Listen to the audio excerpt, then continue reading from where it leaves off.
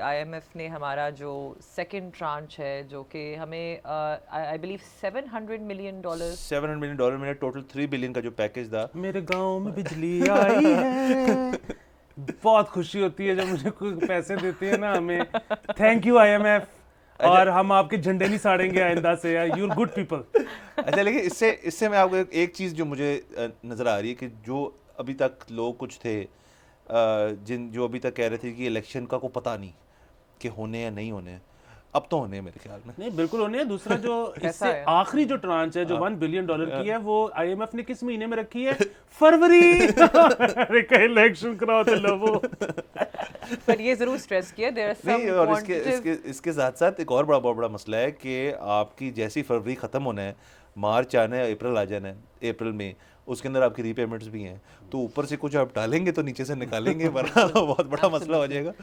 لیکن then again وہ بھی ہماری اکنامک پرفارمنس پہ they relying on it, so let's hope that we actually get to those promises. انہوں نے ویسے تو آج ایک بیان یہ دیا تھا آئی ایم ایف کی طرف سے کہ آپ کی اکنامک اسٹیبلٹی ہے پرفارمنس کے اوپر. انہوں نے کہا کہ آپ اسٹیبل ہیں اکنامکلی, لیکن ویسے آپ کچھ ٹھیک نہیں جا رہا آپ کا, ویسے ہی ساری چیزیں خراب ہیں. ہم نا اسٹیبلی نیچے جا رہے ہیں. کوئی اسپائک یا اسٹیپ نہیں ہے, بس اسٹیبلی ایسے. لیکن چلے یہ اچھی بات ہے. 700 ملین بہت زیادہ ہوتا ہے ہمارے لیے. 70 کا ٹھیک ہے, اچھی بات ہے. اور ریزروز کے اندر اضافہ ہو جائے گا. یہ سارا اکنامکلی ایک پہیہ چلنا شروع ہوئے گا اور چلتے رہنا چاہیے بہتر ہونے کے لیے.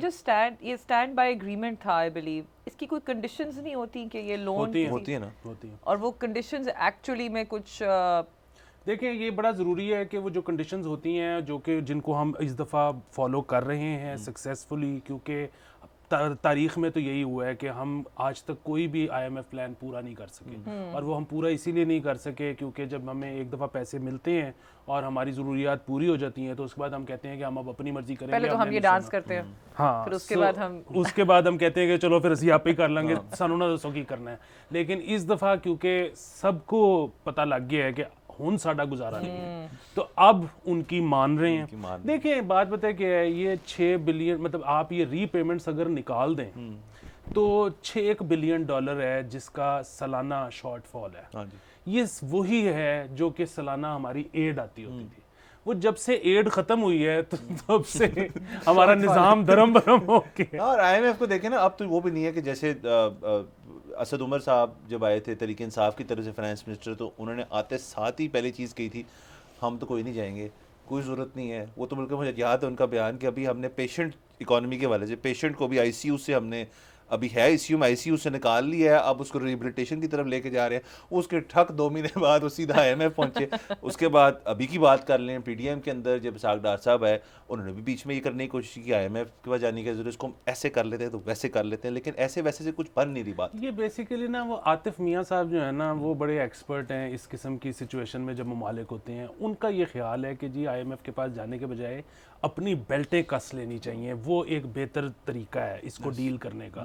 پرابلم یہ ہے کہ ہمارے ٹریڈ اتنے آگے نکل چکے ہوئے, بیلٹ نہیں کھسی نہیں. دیکھیں اس بیلٹ کے اندر جو ٹریڈ ہے, اس ٹریڈ کے اندر بہت بڑا جو حصہ ہے وہ آپ کا پیٹرولیم کا ہے اور آئل کا ہے.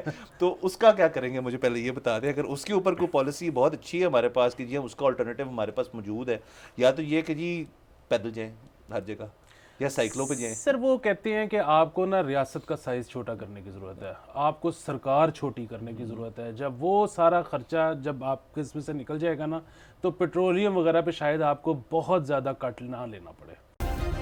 سبسکرائب کریں اور بیل دبائیں تاکہ کوئی خبر رہ نہ جائے.